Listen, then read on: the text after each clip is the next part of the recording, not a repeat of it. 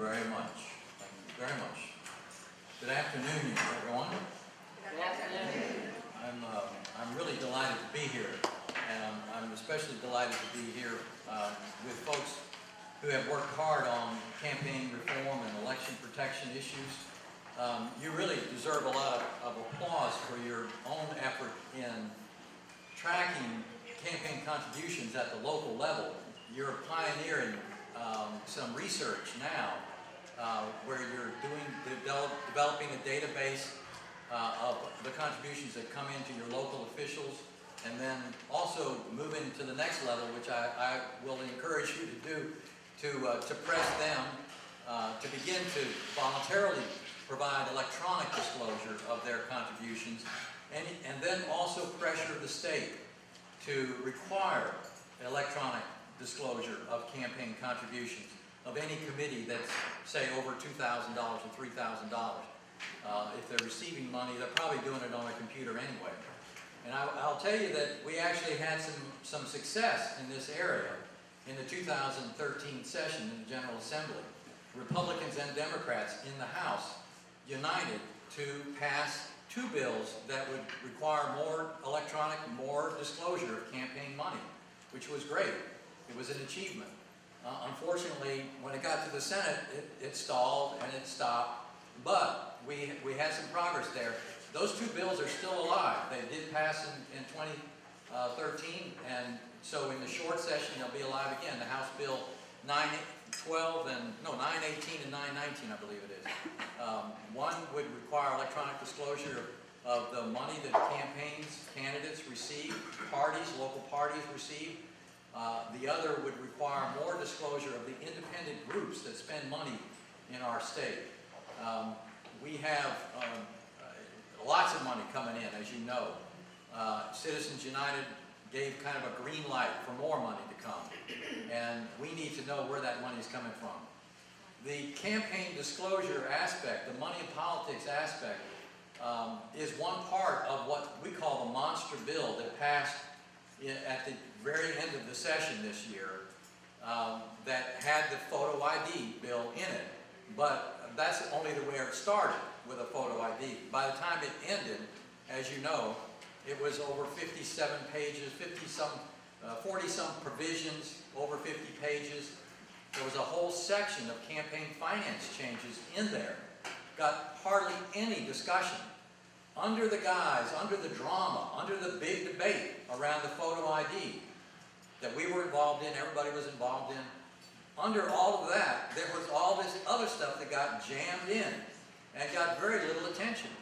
Our stand by the ad provision, which North Carolina actually pioneered back in the 1990s and then was adopted in the federal level, that provision has been stripped out of our law by that monster bill, House Bill 589 that the governor signed. We no longer have the stand by your ad provision. What we did have for disclosing outside money that happens during the early months of the year, and you know that it's happening now. We have this outside money going on all the time. It's not just in the last 3 months of an election cycle. We had provisions in our law to provide some disclosure of that. That was stripped out so that it is now only a limited window when we're going to know who is behind the outside money coming in North Carolina, how much is being spent, and what is it being spent for. So there was a retreats made in the whole area of campaign reform. I passed out, we had passed out this one-pager, front and back, that says the new election law. And it gives you a summary of the provisions that are in the monster law. And the back page talks about these various provisions that were changed in our campaign finance section. So I just want to highlight that because it did get so little attention. We raised the contribution limit from $4,000 per election to $5,000 per election, and then indexed it. It's going to be indexed now to inflation, so it'll keep going up and up and up. Our pioneering public financing program for judges was completely eliminated. They actually eliminated it in the budget, but then they went ahead and did it again in this bill.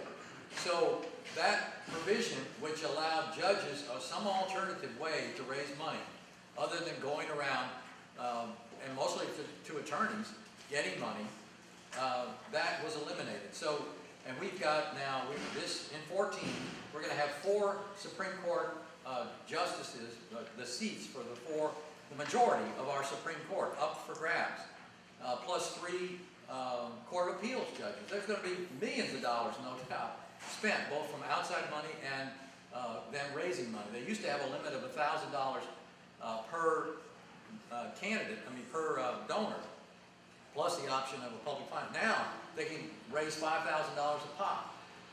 So what is it going to be like when you go into a court and you wonder whether the judge had received money from the attorney sitting on the other side, or it's just justice for sale. We do not like that kind of provision. We're worried very much that we're allowing more secret money and we're eliminating the options that we had before. The pieces that have gotten the most attention and deserve a lot of attention are those that have to do with our election, changing and basically, in our view, rigging the election system. We have in North Carolina, we have a long history of voter suppression. We have a long history of rigged elections that go all the way back to the 1800s, when the Democrats tried to get back in control after the Civil War. We had in the 1880s and the 1890s, we had some of the highest voter turnout of registered voters in the nation. We had registered voter turnout of 80%, 85%. We had a Republican Party, a Populist Party, a Democrat Party, slugging it out. That's where public education came from, in that debate. Republicans, populists together in a fusion movement.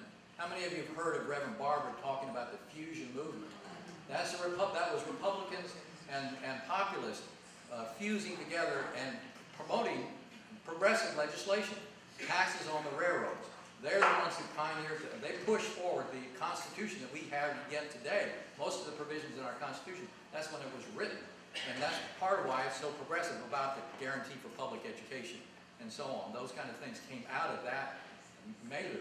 But the Democrats who had been in power didn't like it, right? So they had the Klan, they had the red shirts, they had the Wilmington Massacre, literally killing folks, taking over government, and then putting in the literacy tax, the poll tax, the grandfather clause, and changing the election system so that they could regain power. Participation plummeted in North Carolina. And the message went out, elections are not for you. Not for you poor whites, not for blacks, of course not for women. Women were not even entitled to vote.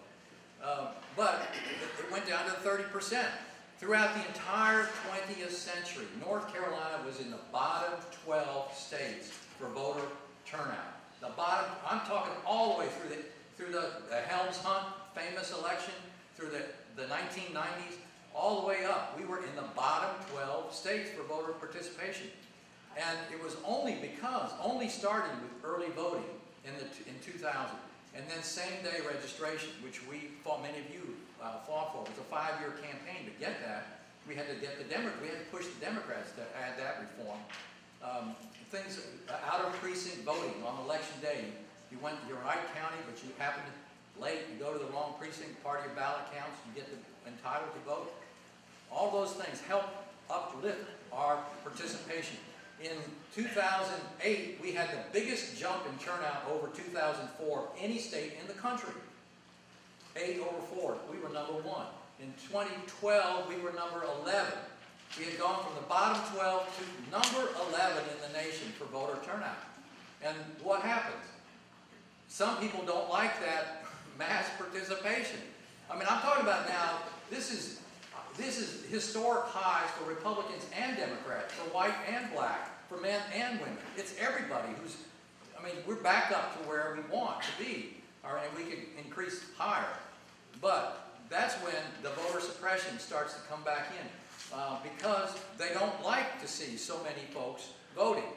They want it clamped down. Youth had the highest turnout, so we go after young people. We eliminate pre-registration. This monster bill, eliminates the pre-registration of 16 and 17-year-olds. Has anybody shown us that there's fraud involved in helping young people pre-register? No. has anybody shown us there's fraud in out-of-precinct voting? No, but they're going to get rid of that. Sunday voting? Well, they didn't eliminate Sunday voting. They just eliminated the first week of early voting, including the first Sunday. And then they're going to leave it up to all the county boards, which are now majority Republican, to decide whether their early voting plan will have a Sunday or not. And we're very worried about what that will be. But they eliminated same-day registration as well. There was no evidence of fraud brought forward. In the whole debate, there was no significant fraud. The only fraud that was really brought forward, the evidence from the Board of Elections shows that where fraud happens mostly is in the mail-in absentee ballots. If you ask experts on the left, right, center, academics, anybody, they will tell you that that is the method of choice if you're going to cheat. It's through the ballot, is by mail-in absentee. What did this bill do? It's going to allow more absentee ballots to flow through our system. It actually liberalizes the access to the applications, to the ballots. Because now, under the new law, groups can mass mail the applications. They can actually take their mailing list to the printer and pre-populate the form and send it to their favorite voters and say, all you have to do is add your birthday, the last four of your social, sign it, and send it in. We've even paid the postage for you. So when we talk about what's next for elections, I'll tell you that's one of the things that's next, is absentee voting is going to increase.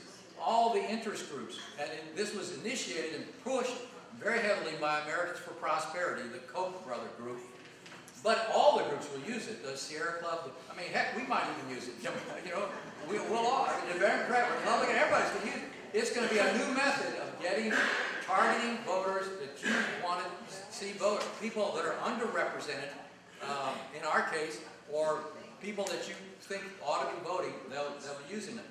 So that's one thing that happens. They also allow a little provision for curbside voting. The curbside voter does not have to show a photo ID. And that's going to be strange what happens for whether that gets abused or not. But legitimately, the law says a person who is unable to reach the polling place because of age or physical disability, can vote from the curb in the vehicle.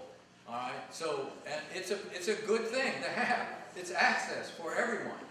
But I'm just saying that that's a new thing that they've opened up. And why they're doing that is not a little unclear to me. You will have to show some kind of identification. HAVA, what they call the HAVA documents. If you don't, you could show an ID, a photo ID, but you could also show a utility bill, a bank statement, any government letter with your name and address, and so on. So let me say a little bit more, and it's important for you to understand that this is not a photo ID bill. H 589 was not a photo. It started out that way. It passed the House that way. It sat in the Senate until they waited until the Supreme Court ruled on Section 5, right? Because they knew that if they did all these different things, that Justice Department would have a totally legitimate reason to not pre-clear gutting of same-day registration, eliminating out-of-precinct voting, and so on. Why? Because those provisions disproportionately are used by African Americans. They have elevated participation. They have helped participation by African Americans increase. Now to go and gut them, and that's exactly what they did. They went through scientifically. I mean, my judgment, because if you look at the absentee ballot, they increase access to that. You look at the same day, they decreased, they eliminated it. Early voting, eliminated. I mean, cut that back. So, but African Americans, 22% of registered voters, 22% of registered voters in 2012 were African Americans. There are 34% of those who use same-day registration. There were 43% who voted in that first Sunday. There are 30% of those who used out-of-precinct voting. You go down the line, each one of these provisions. A straight party ticket, they're eliminating the straight party ticket. 56% of the North Carolinians used the straight party ticket in 2012. I mean, it's a majority. I mean, Republicans, Democrats, everybody used it. But it is true that Democrats used it more, and it is true that African Americans used it even higher. They are the one, you know, if you segment it all out, that's what it'll show, and boom, they go after it and eliminate it. We have a long ticket, long ballot in North Carolina. That is a method that does help people, does help our lives and so on. So they also added observers. They've empowered the parties to name more observers for polling places. Each party can name, in addition to the 2 that they name for each precinct, they can name 10 at large. Those folks can roam around, they can replace somebody, or they can become a 3rd person. Any precinct could have as many as 3 observers. Now, the original version of this was that those observers could roam around in the voting enclosure and watch people, look over their shoulder. I'm going to challenge you. I'm going to challenge you. I'm going to challenge you. You're not who you are. Oh, you're up to the point when the ID, your middle name is not the same in the driver's license as it is on the register. I'm going to challenge you. And you know, when they challenge somebody, what the rule is, on election day, the judges have to, the precinct workers, the officials have to come together and deal with that right then.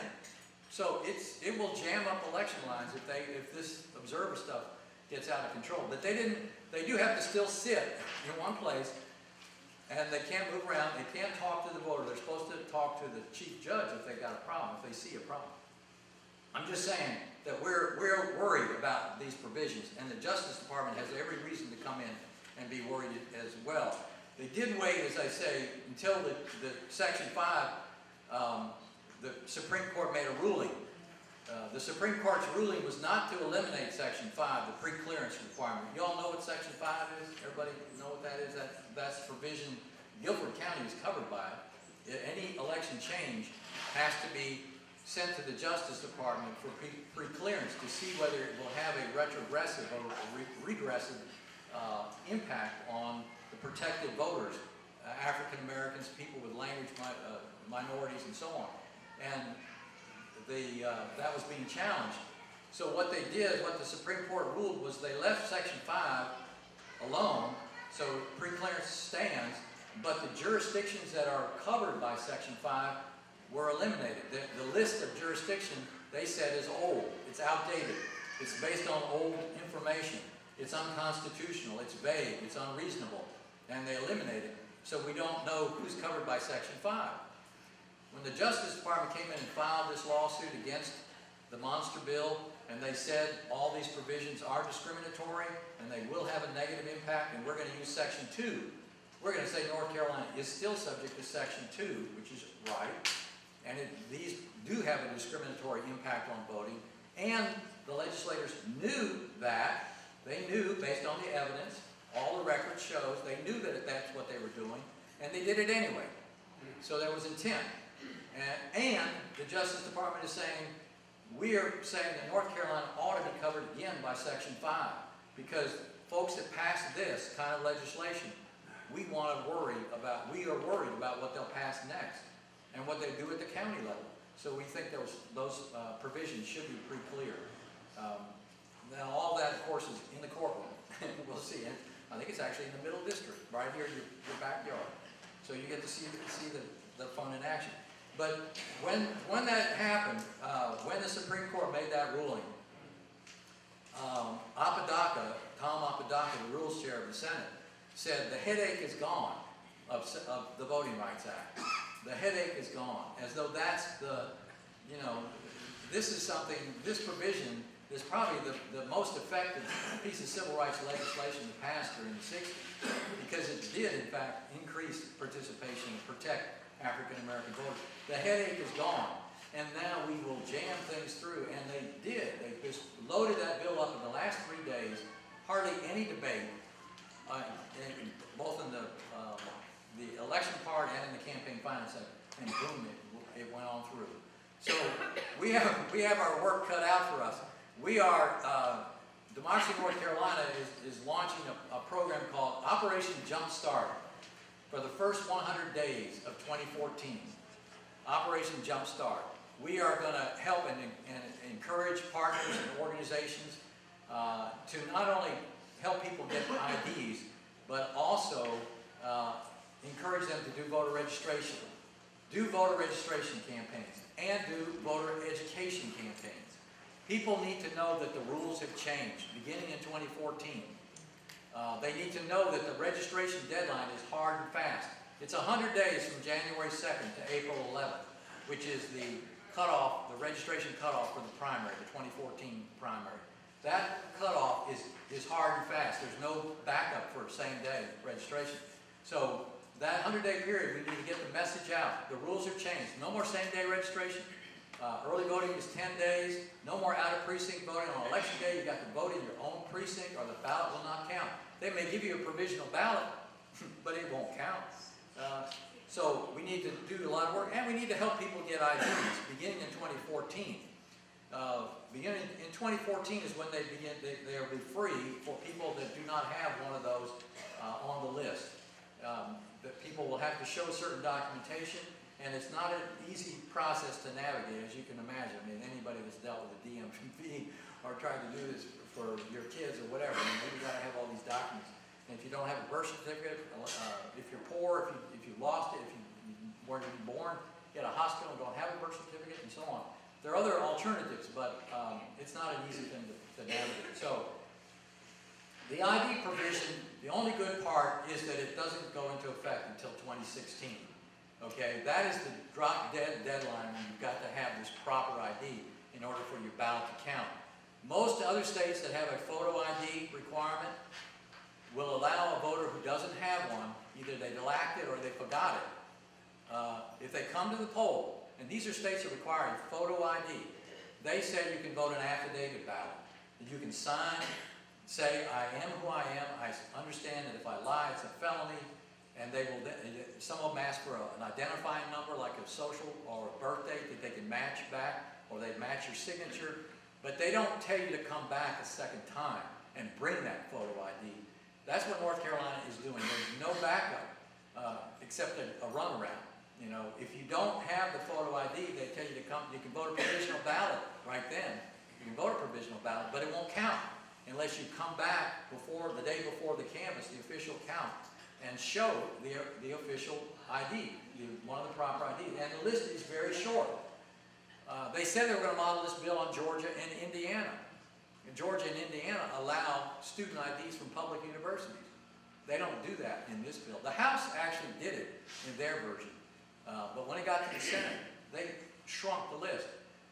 So now it's really very short. It's a North Carolina driver's license or an identity card, this special identity card. It's a military card or a veteran's card. It's a passport, or it's a tribal enrollment card. Federally or state recognized Native American tribe enrollment card. That's it. That's it. No government employee with your photo? No. Student? No.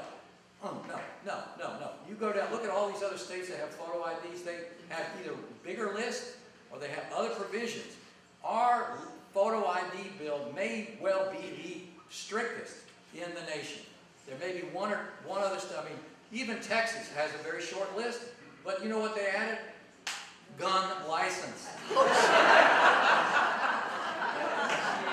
they had that same list, except they added a gun license. All right, so, well, we don't even allow that.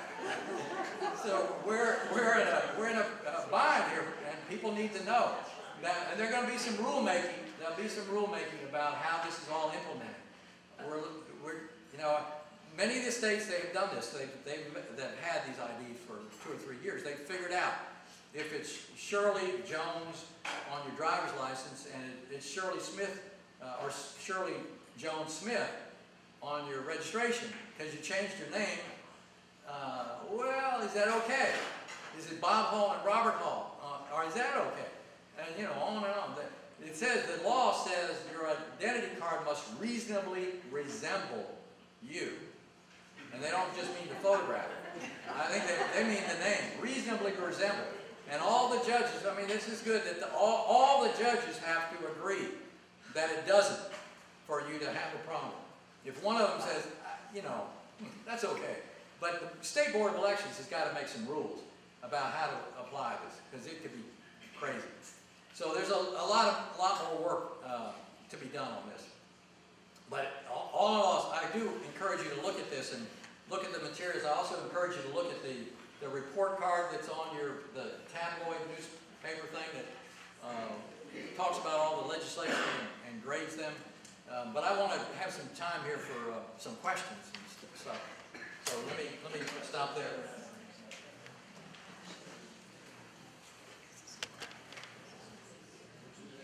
Now, just a reminder, come over here, go over here, and if you cannot get over there because it's difficult, if you'll just put your hand up, Cheryl or Willie. No.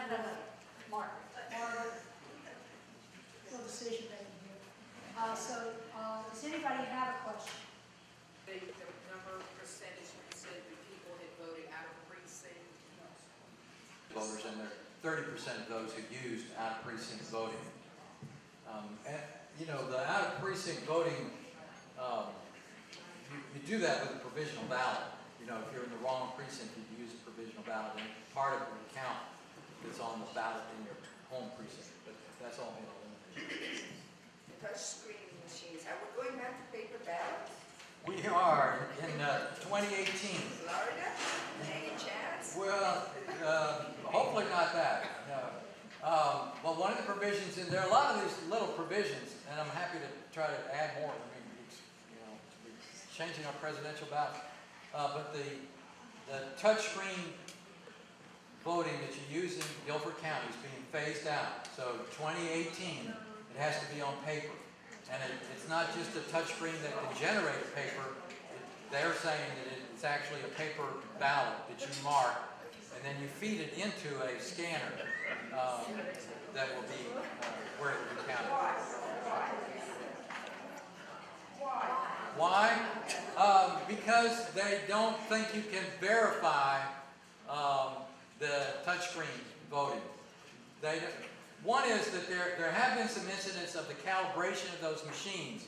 When you touch it, if you may, either because of how you're doing it or because of how the machine is set, you touch one choice, but the other choice is recorded.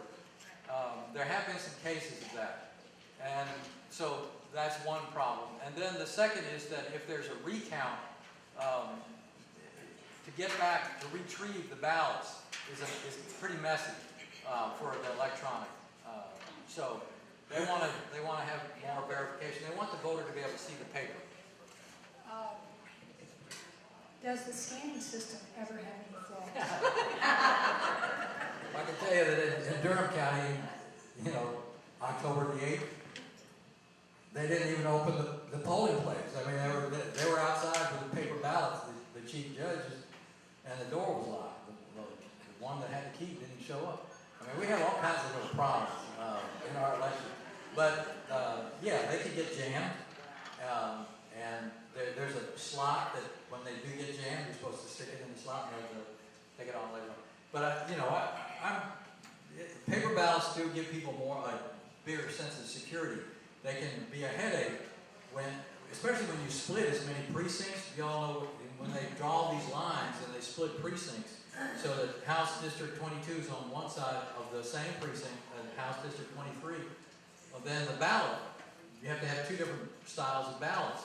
If you do it again and again in one precinct, you might have 7 different ballots. And electronically, it's easier to do that, to code and give people the right thing. But now you got to be sure you give them the right paper ballot. And there have been mistakes with that. Could you talk about McCrory's decision to hire an outside attorney, because our Attorney General, he says, has that conflict about this issue? And could you prognosticate a little bit about about Holder's chances of success in Texas and here? Thank you. Holders and the U.S. Justice Department, they're challenging 4 provisions of the monster. The ID provision, African Americans are 22% of the registered voter act. They were, as I say, they were the most recent data in 2013, March 2013. African Americans are 23% of the registered voters. They were 34% of those who don't have a photo ID, who are registered to vote. So the State Board of Elections in March of 2013 matched up the registration rolls, 6 million plus people, to the DMV rolls for driver's license and identity cards. And they found out there were about 318,000 registered voters who don't have a DMV match. And they tried to use a soft match, not just a rigid. And so it comes up as 318, and of that number, 34% are African American. So Holder is saying the ID provision is discriminatory. It's going to impact African Americans, the groups, the voters that we are charged, we the Justice Department, are charged to protect under the 14th Amendment, the 15th Amendment, and the Voting Rights Act. They've got an obligation to step up, and he's doing that, thankfully. He's also challenging the gutting of the same-day registration, the gutting of the out-of-precinct provision, and the elimination of the first week of early voting. So those 4 pieces he's cutting. Now, to use Section 2, if you use Section 5, they could just use those raw numbers and say these are discriminatory, they have a retrogressive impact on participation, and we rest our case. But when he uses Section 2, he has to also show intent. And that's where they'll be a little tougher, because the Republicans were pretty careful, often, to say that we're not doing this against black people. No, we're just doing it against Democrats. Or we're doing it against people who have fraud, or we're trying to help the integrity of the election system, or we're trying to blah, blah, blah. And if they just do it against Democrats, that's legal, if you can believe that. But it is. Partisan bullying is okay. But they did, as I said, all these numbers were put into the record. And they didn't establish that there was any record of fraud. And they didn't actually establish that these would not have as big a negative impact on the people's view of election integrity as not having these things. So they've got a record of intent that people, the legislators knew what they were doing, and they did it anyway, and they cherry-picked which of the provisions. So it's going to be a little tough to do that in the eyes, maybe in the eyes of the judge. We'll see. The Texas, they have actually more intent demonstrated, because they've actually already got a court ruling from the U.S. Supreme Court saying the Texas lawmakers discriminatorily drew their redistricting lines. And they joined that in with the challenge to the voting. So they actually demonstrate that in Texas, the way they drew those lines was racially motivated. So they may have a little easier case in Texas than in North Carolina. So you watch. If they lose in Texas, it's going to be tough in North Carolina. The AG piece, it's true. They hired, the legislators hired private attorneys to represent them in the redistricting, the defense of the redistricting lines. The AG's people stepped up, and they represented the General Assembly in defending the redistricting lines too. The AG is obligated to defend the state's agencies, and they did that. And they were very effective. The AG's attorneys were very effective. And I don't doubt they will be very effective now. But I'm just saying it's not a precedent, and I'm not, I can understand why the governor would say that I want to have, our own attorney, our own counsel, someone who's not saying behind the scenes that he's personally against it. But it is true that they have a very professional staff, and they're very skilled. So I can see that both ways. Next year with the absentee ballots, having the 2 signatures or having notary, as a group that wants to registration, we're encouraging people to go ahead and take the class and get their notary. Do you think that's a good idea?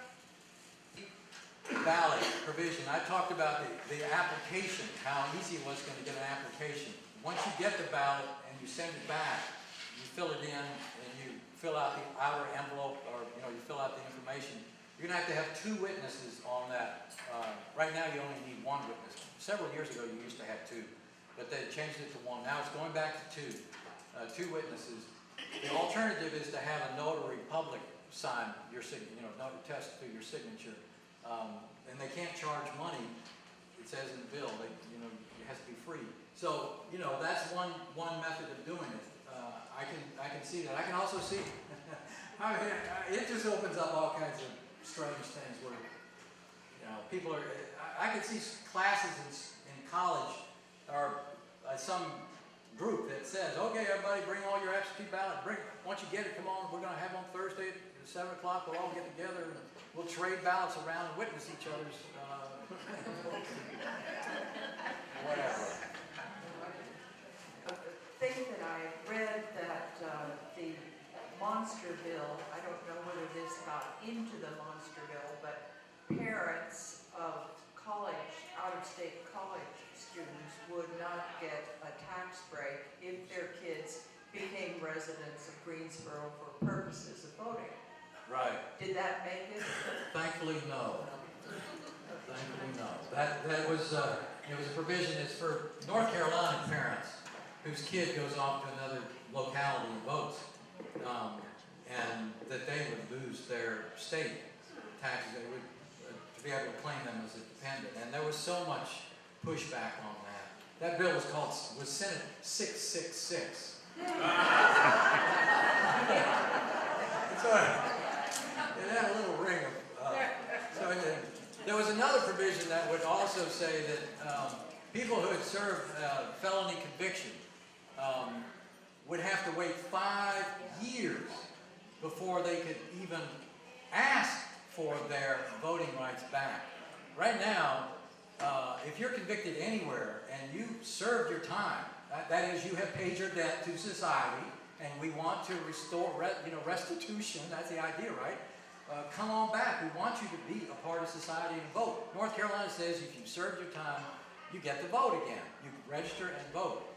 They were going to change that, so you had to wait 5 years, go back to your county board of elections, have 2 witnesses attesting to your character, and get a unanimous vote from the board of. I mean, it was just crazy, and that didn't pass either, thankfully. But we need to keep an eye on that. Appreciate learning this much about this issue, although now I'm really depressed. But my question is as to the holder's decision to use Section 2 versus Section 5. I used to do a lot of enforcement of discrimination laws, and that's kind of confusing to me why he would try to do that. What area of discrimination law were you involved in? Housing, employment, credit, And public accommodation. And so intent was not, how did intent factor into what? We didn't have to prove intent. Exactly. We just had to prove that that the act is discriminatory or disproportionately affects a certain class of people. We never had to do intent. Or there was a pattern of discrimination. Right. Exactly. That's what Section 5 does. And there's nobody covered by Section 5. So it's a law sitting there, but it doesn't apply to anybody. What the Supreme Court said, we're taking out who's applying it to, and we're telling Congress to rewrite the law to say which part of the country should be subject to Section 5. And until they do that, nobody is subject to Section 5. And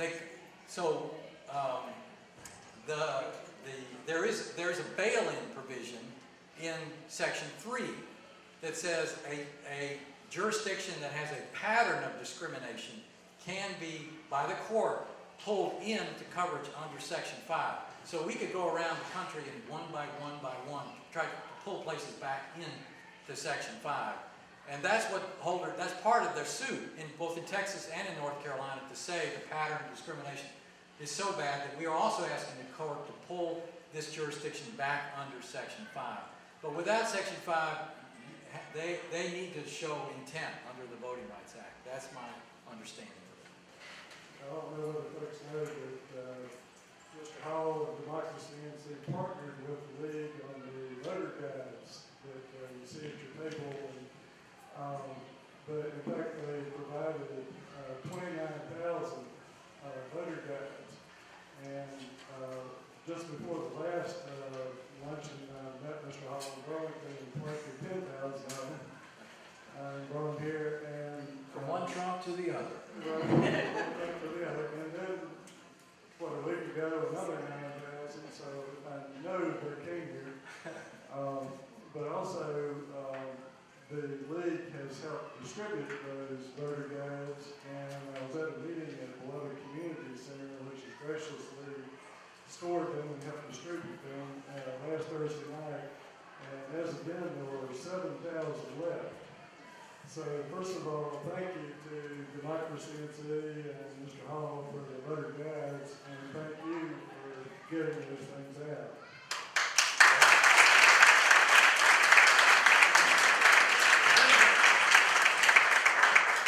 And they're very nonpartisan, they don't use the word monster bill, they don't have any of this inflammatory language that I may use here.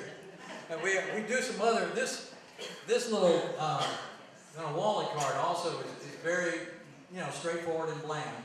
And it's really something that you're welcome to take and distribute around, because it gives the basic rules. We'll be doing a new edition of this for 2014. So I encourage you. We've done 300,000 of these and distributed them around the state.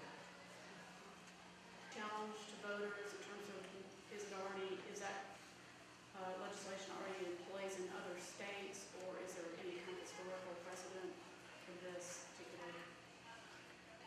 The challenge at the polls by an observer or out, of our law, the challenge mechanism.